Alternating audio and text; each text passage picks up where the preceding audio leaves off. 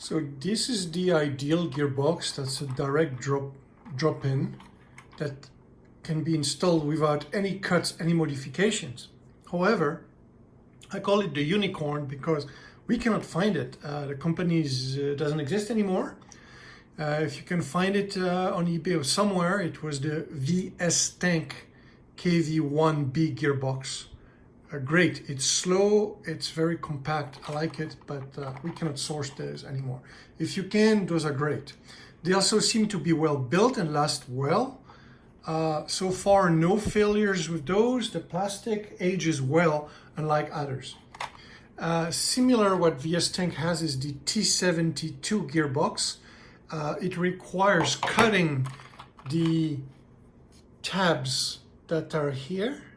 So this means that you assume you'll never go back to a stock Mauler gearbox. Sometimes I'm having issues that one side drags more than the other, so the tank doesn't go straight, and you have to compensate that on your radio controller. And it has to do with the clutch and the mechanism and the different drag. Those can be noisy because the primary drive is a bevel gear, and depending on the meshing, it's not as good. Again, my choice would be the KV1 over the T72, but if you can find those. Now, what is readily available for us is the Heng Long Type 90. There's plenty of those. They're cheap. They don't always age well on the plastic. The design is very sturdy because it's all in line. There's no meshing. They got fast motors. My complaints is that I cannot maneuver this well, but check the videos from Action Robot Punch on his RC equalizer flak Mauler. His is working really well. So how to install it here is a little tricky because, as you know, on the VS Tank, why I like those is like they're like Tamiya's. They have a hex shaft, except it's a bigger hex shaft, and you slide them in. So just press in the stock sprocket or a different one, just slide them in and out, press fit. So it's very friendly because once the gearbox is installed, I can install the sprockets and swap them as needed. However, these guys here is different. They're knurled, and those are meant to be pressed in once. And so a couple of things. One, it can fail. So from the factory, it doesn't fail because they do a permanent press fit. But over time, when we drive tanks, we tend to drive forward and back a lot of jerkiness. There's a lot of torque out there, and eventually those things fail. So yeah, you can fix it with glue. The solution here is to do what Tamiya did on their Leopard 2, which is to have a pin through.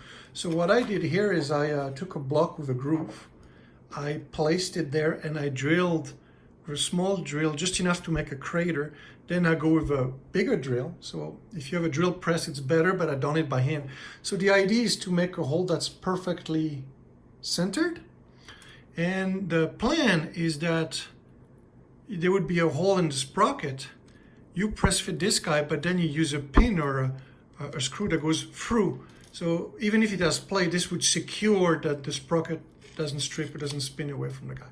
Now, that can be done, but the biggest issue is how to put it on, because you can put one side, but this gearbox does not like you to pull the shaft out. The shaft itself is knurled and press fit into the gear. It's not meant to be put in and out. So if you know, it's not a good recipe. Those things work well if you leave them alone.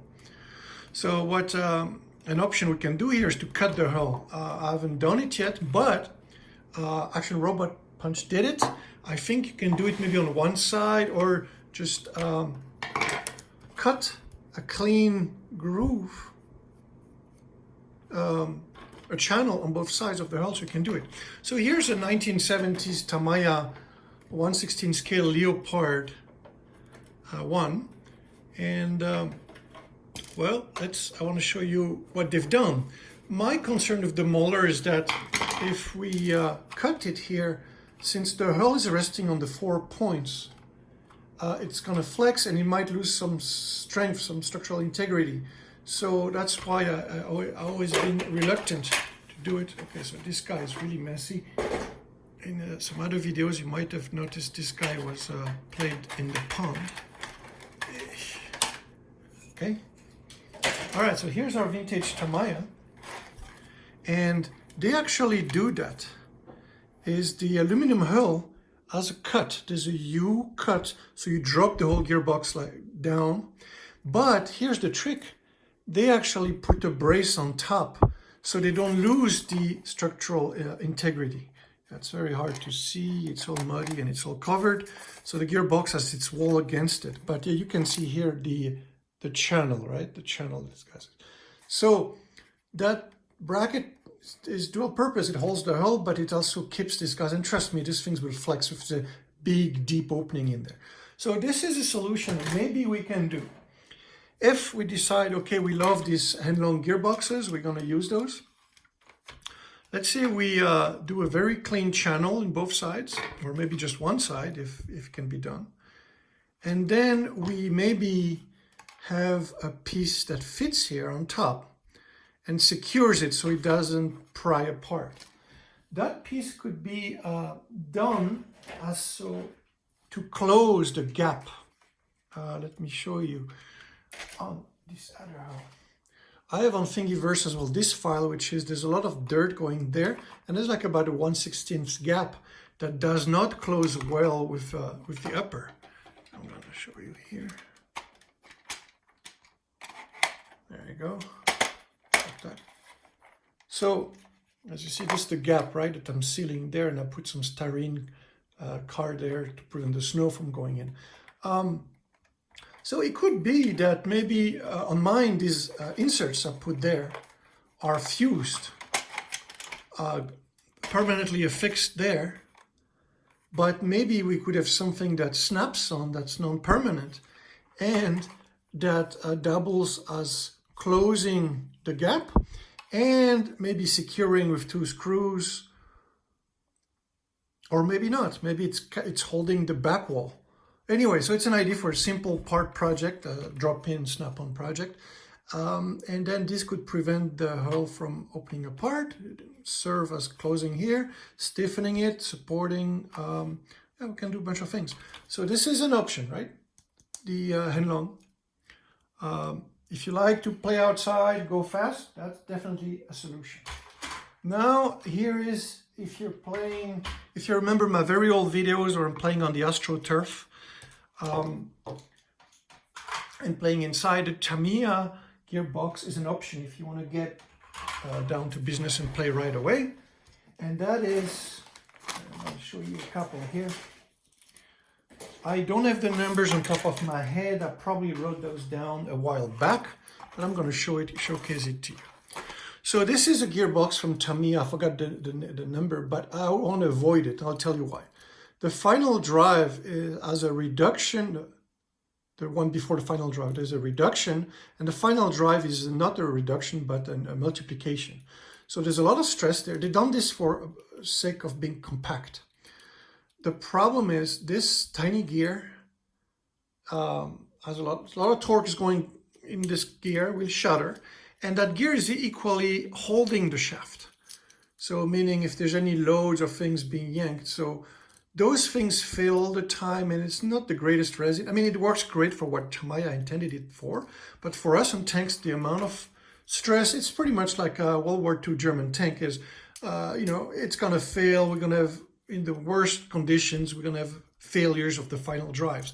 It's not fun to change those things on the field.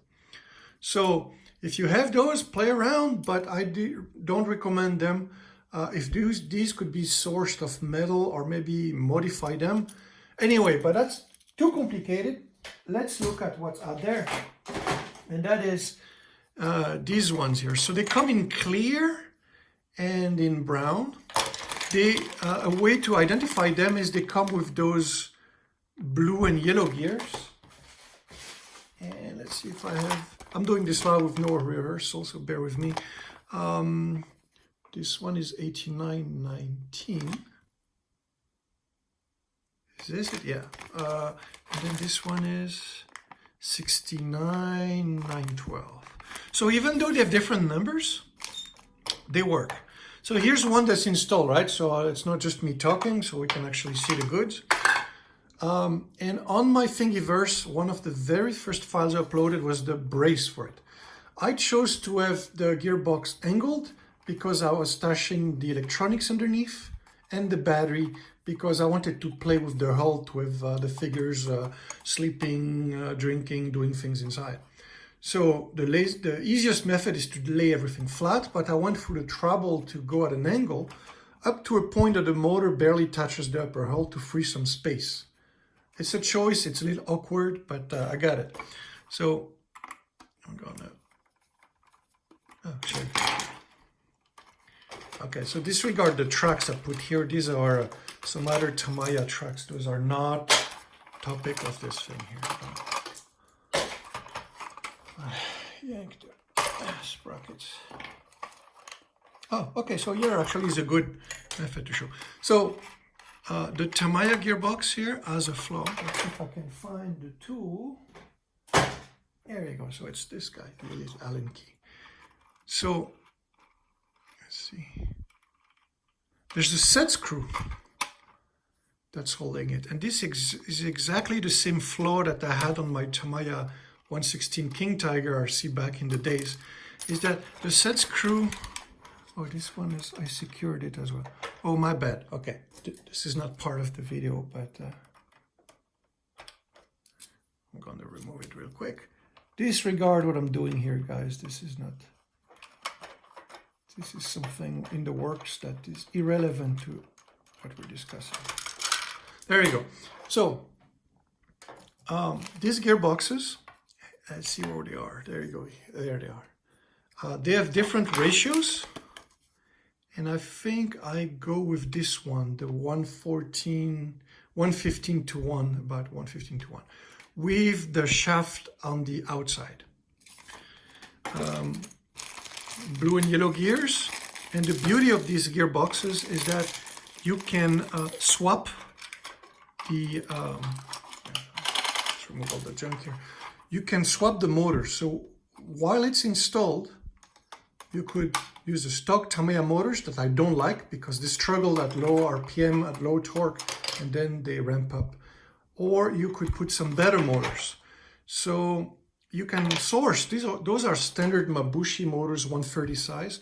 There's all kinds of fancy tuned motors, yada yada.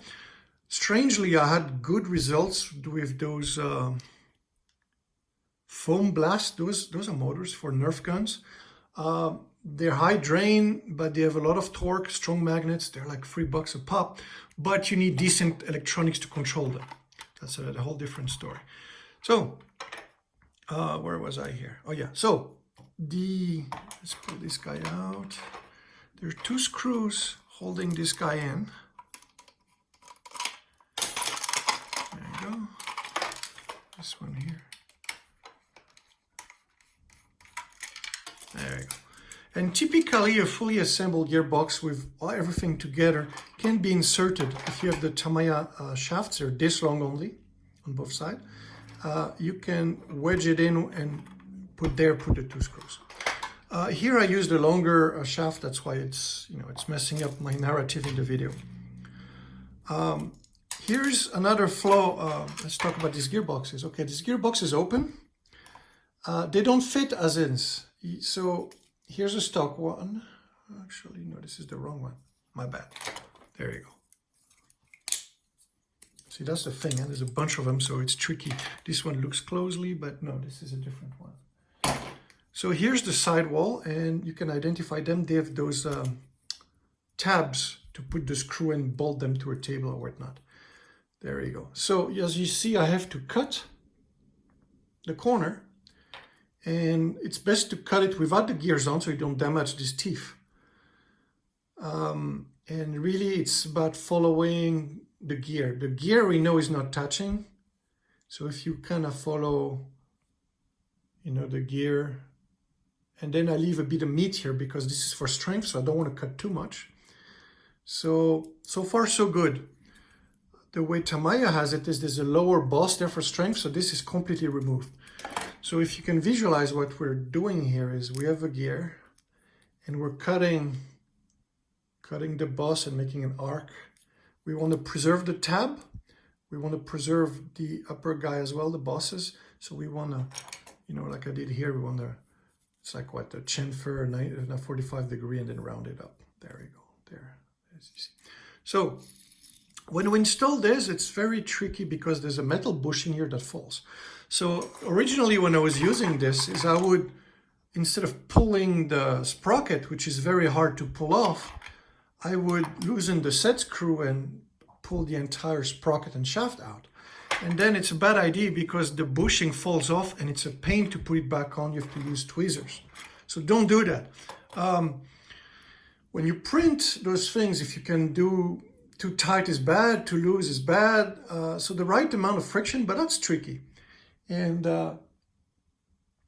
yeah, this is a what, 3mm shaft? Yeah, it's a smaller shaft, so to get the tolerance is much harder. I want to mention that flow that I had on the King Tiger as well of the set screw. The set screw is a weakness. So if I show it to you, it's like this. It's a tiny set screw, and then it bites into the shaft. And this is what's holding the shaft from going sideways. And it will happen as you drive and you're having fun driving back and forth, it loosens the set screw. Those are soft steel, and eventually it will move slightly off, and then your tracks get thrown. And then when your sprocket jams and your tracks are jammed, then you have a tooth salad. So those gears are cheap. This Tamiya gearbox is what, $11. We can change the gears. But if you have a small misalignment, it will chew the teeth. And it sucks on the field when you're playing. So a trick I found is to do this, is when you build this guy, install it, mark where the set screw is by screw it just a little bit or put a bit of red ink, whatnot, pull it out. And then what I do is I take a file, a metal file. And I recommend, this has worked on me, is file the area where the set screw goes and recess it, so that instead of being smooth shaft, have like a step down where the set screw goes. Even in the past when I play really hard, I even put some Loctite, a Tamiya threaded lock compound or something. But the step in the shaft makes a big difference. I've never had, if I don't do the step, a stock shaft, I've never had one that didn't loosen up. So it's in here, right, in this gear, in the brass nut. So brass is soft. This metal here is a white metal, not white metal, but it's soft. The shaft itself is soft. So it's very easy to score, to bend, cut, or file. That step there makes a huge difference because it sets the set screw, and the set screw, even if it goes around, it's not gonna loosen. So that works really well. If it still loosens, then you add the compound, and those are really cheap and we can get. So the stock ones are only this long, but it's good to get some longer ones as well. Now let's look at the brace I have here. So this is on my Thingiverse. There's a left side and right side, so you have to mirror it. And how it's put is, I guess I gotta push it from here. There's no glue. It's just a wacky part. The gearbox sits here and you use the Tamiya screw here. And then the square plug here, you just force it, press fit. And if it still loosens on you, well, you can put a screw if you want, but I like press fit stuff if it works well. So this is the Tamiya brace, gearbox brace. It's one of my very early files in Thingiverse. Now you do notice that unfortunately, I don't think we can, I think that these tabs here interfere with the gears. So yeah, you have to do that. These gearboxes are fun. My older video, the one when I'm playing outside, doing all the suspension tests, were done with these. With the right motors, right electronics, it's a lot of fun. However, if you get dust in it, and God knows the Mauler is full of holes in the back, this gearbox will eat dust and it will die. It's cheap, but it doesn't like dust. So it's an option. If you play inside, no big deal. it's cool because it's so cheap and you can play with different motors. And I like Tamiya. So